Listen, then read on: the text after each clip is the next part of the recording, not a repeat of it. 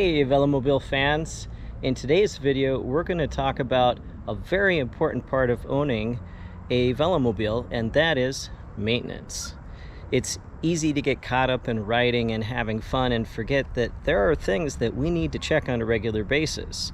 The first and most obvious thing to check is the wheels. Always check your tire pressure. In fact, this is something I do before every ride. Make sure that it feels nice and firm, and it's always a good idea to fill your tires up about once a week.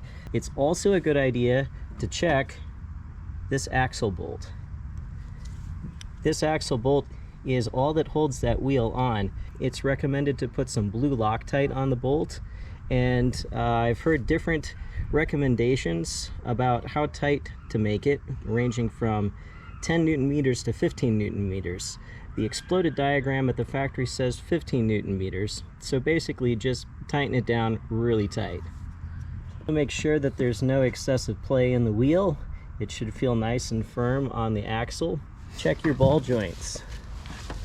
These are what control the steering, and you want to make sure that all of those, the bolts are nice and tight on them. Access hatch or an access hole in some models of velomobiles, specifically the Buicks and the Milans, that allow you to get underneath and make sure that these ball joints are all tight, along with this, which holds the tiller or the steering column to the bike. Check and make sure these rubber grommets are in place and that they're in good shape. If they're not, the carbon fiber can bite through your cable. In this case, this is the cable for the brakes, and this of course for the shifter, and it could fray your cable and cause the cable to break. Also make sure that your ball joints have free movement. While you're here, you can also get a look up here at the brake cable, and you can also check and make sure that nothing is eating into your front strut. It's periodically a good idea to actually drop your struts, maybe a few times a year, and just make sure that everything there is okay. You can at least see the dust cap, but to really check that bolt, it's better to take the wheel out. But you can check the bolts here on the steering joints. You can remove your sticker and get a good look in here and make sure that everything in here is tight, just like it's supposed to be. While you're in here, you can also check up here under the idler and make sure that there's no excessive dirt and grime or any rocks or sticks or anything that are stuck.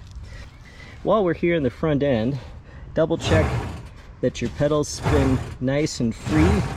If they don't, it's time to oil your chain. Also check and make sure that your chain tubes aren't getting chewed into by the carbon fiber, and that your idlers are moving freely, and of course that the bolts holding those are tight, and the same for the bolt back here. Then of course make sure that your steering is moving freely as well, and then in the back make sure that there's no excessive play in the rear wheel, and that you also want to check in here to make sure that no bolts in here have come loose. There is a bolt on the other side of the rear wheel that you can reach up and feel with your hand, and just make sure that that bolt hasn't come loose either. Also important is to check the bolt up at the top of the swing arm. That is located up here, and if you have an air shock, the thing for filling that will be down in this area, and you want to check that probably once a month as well, and make sure that you have sufficient pressure in there. There's an excellent video from Velomobile World about how much air should be, or how much air pressure should be in your air shock.